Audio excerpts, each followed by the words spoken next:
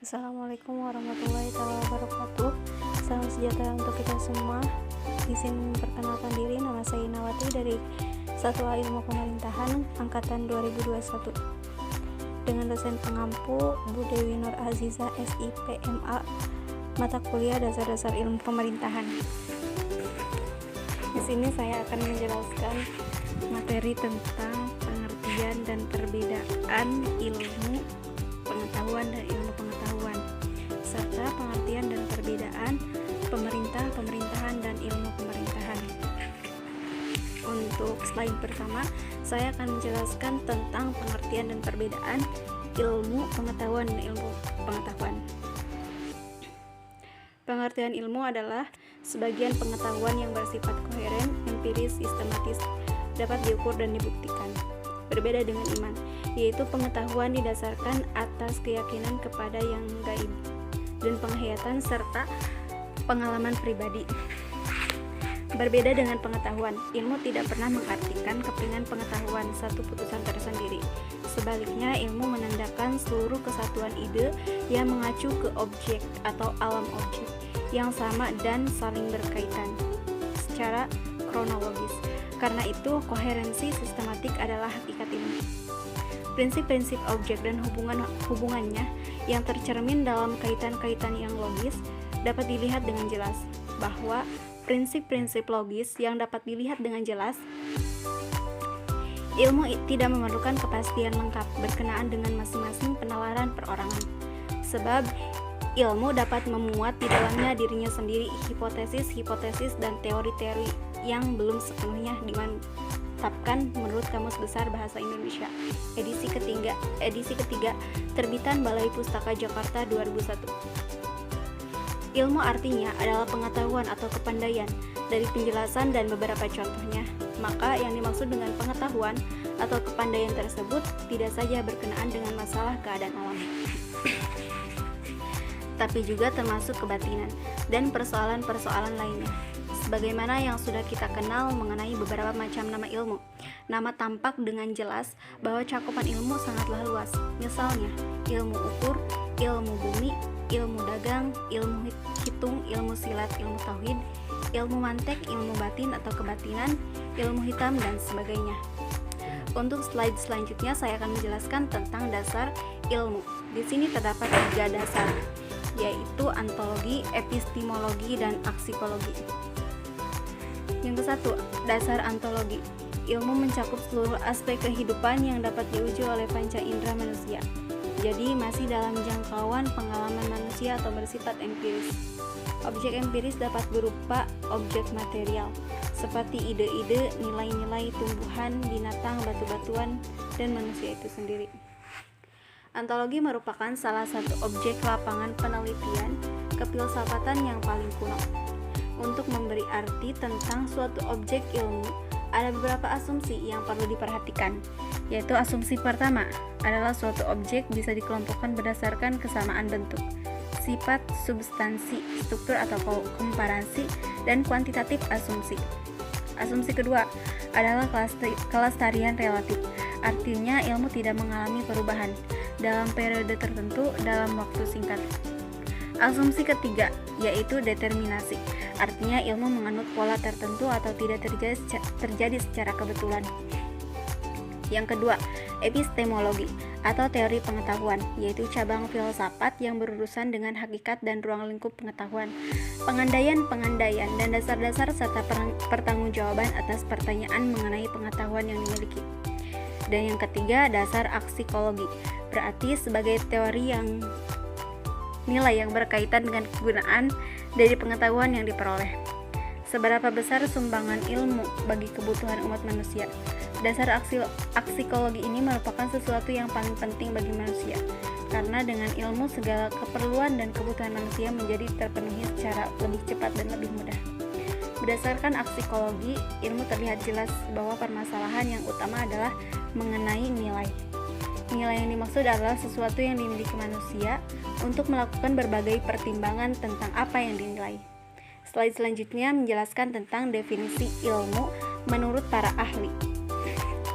Adapun beberapa definisi ilmu menurut para ahli, seperti yang dikutip oleh Bahtiar tahun 2005. Di antaranya ada Muhammad Hatta mendefinisikan ilmu adalah pengetahuan yang teratur tentang pekerjaan hukum kausal dalam suatu golongan masalah yang sama tabiatnya, maupun menurut kedudukannya tampak dari luar, maupun menurut bangunannya dari dalam.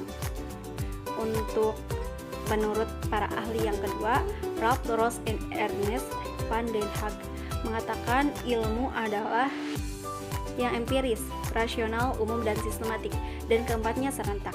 Yang ketiga, Carl Preston mengatakan ilmu adalah lukisan atau keterangan yang komprehensif dan konsisten tentang fakta pengalaman dengan istilah yang sederhana. Yang keempat, Ashley Montagu menyimpulkan bahwa ilmu adalah pengetahuan yang disusun dalam satu sistem yang berasal dari pengamatan, studi, dan percobaan untuk menentukan hakikat prinsip tentang hal yang sedang dikaji. Yang selanjutnya, yang kelima, Harsojo menerangkan bahwa ilmu merupakan akumulasi pengetahuan yang disistemasikan dan suatu pendekatan atau metode pendekatan terhadap seluruh dunia empiris, yaitu dunia yang terikat oleh faktor ruang dan waktu. Dunia yang pada prinsipnya dapat diamati oleh panca indera manusia. Lebih lanjut, ilmu didefinisikan sebagai suatu cara menganalisis yang mengizinkan kepada ahli-ahlinya untuk menyatakan suatu proporsi dalam bentuk jika maka. Selanjutnya, yang terakhir dari menurut para ahli, Afanasieff menyatakan ilmu adalah manusia tentang alam, masyarakat, dan pikiran. Ia mencerminkan alam dan konsep-konsep, kategori, dan hukum-hukum yang ketetapannya dan kebenarannya diuji dengan pengalaman praktis. Selanjutnya menjelaskan tentang pengertian pengetahuan adalah hasil tahu, dan ini terjadi setelah orang melakukan penginderaan terhadap suatu objek tertentu, yang mana penginderaan itu terjadi melalui panca indera manusia, yakni indera penglihatan, pendengaran, penciuman, rasa, dan raba, dan sebagainya. Sebagian besar pengetahuan manusia diperoleh melalui mata dan telinga. Pengetahuan adalah informasi atau maklumat yang diketahui atau didasari oleh seseorang, tetapi tidak dibatasi pada deskripsi, hipotesis, konsep, teori, prinsip, dan prosedur yang secara. Dalam pengertian lain, pengetahuan adalah berbagai gejala yang ditemui dan diperoleh manusia melalui pengamatan indrawi. Pengetahuan muncul ketika seseorang menggunakan indera atau akal budinya untuk mengenali benda atau kejadian tertentu yang belum pernah dilihat atau dirasakan sebelumnya. Misalnya, ketika seseorang mencicipi masakan yang baru dikenalnya, ia akan mendapatkan pengetahuan tentang bentuk, rasa, aroma, dan masakan tersebut. Selanjutnya menjelaskan jenis pengetahuan. Di sini terdapat 3, diantaranya pengetahuan biasa adalah pengetahuan yang dalam filsafat dikatakan dengan istilah common sense dan sering diartikan dengan good sense, karena seseorang memiliki sesuatu di mana ia menerima secara baik. Common sense diperoleh dari pengalaman sehari-hari. Seperti air dapat dipakai untuk menyiram bunga, makanan dapat memuaskan rasa lapar, dan sebagainya. Yang kedua, pengetahuan ilmu adalah sebagai terjemah dari science. Ilmu pada prinsipnya merupakan usaha untuk mengorganisasikan dan mensistemasikan common sense, suatu pengetahuan yang berasal dari pengalaman dan pengamatan dalam kehidupan sehari-hari. Kemudian dilanjutkan dengan suatu pemikiran secara cermat dan teliti dengan menggunakan berbagai metode. Yang ketiga, ada pengetahuan filsafat, yaitu pengetahuan yang diperoleh dari pemikiran yang bersifat kontemplatif dan spekulatif, dan lebih menekankan pada universitas di kedalaman kajian tentang sesuatu dan biasanya memberikan pengetahuan. Slide selanjutnya menjelaskan tentang pengertian ilmu pengetahuan. Menurut Kamus Besar Bahasa Indonesia, arti pengetahuan, ilmu pengetahuan adalah gabungan berbagai pengetahuan yang disusun secara logis dan bersistem dengan memperhitungkan sebab akibat. Ciri-ciri ilmu pengetahuan. Di antaranya 1. Empiris, yaitu pengetahuan diperoleh berdasarkan pengetahuan percobaan. Sistematis, berbagai keterangan dan data yang tersusun sebagai kumpulan pengetahuan itu mempunyai hubungan ketergantungan teratur.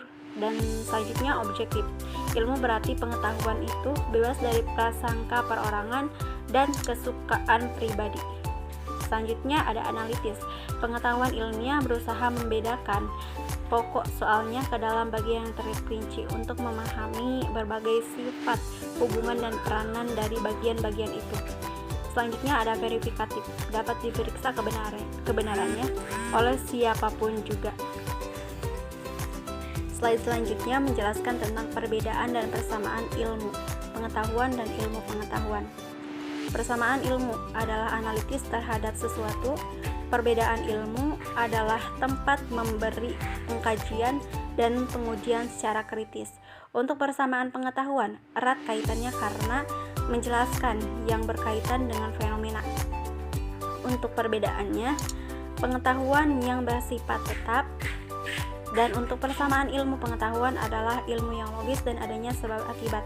Untuk perbedaan ilmu pengetahuan adalah ilmu yang berusaha untuk menyelidiki dan menemukan pemahaman yang lebih luas lagi. Slide selanjutnya menjelaskan tentang pengertian dan perbedaan pemerintah, pemerintahan, dan ilmu pemerintahan. Di sini terdapat pengertian pemerintah. Pemerintah adalah jantung dari studi ilmu politik.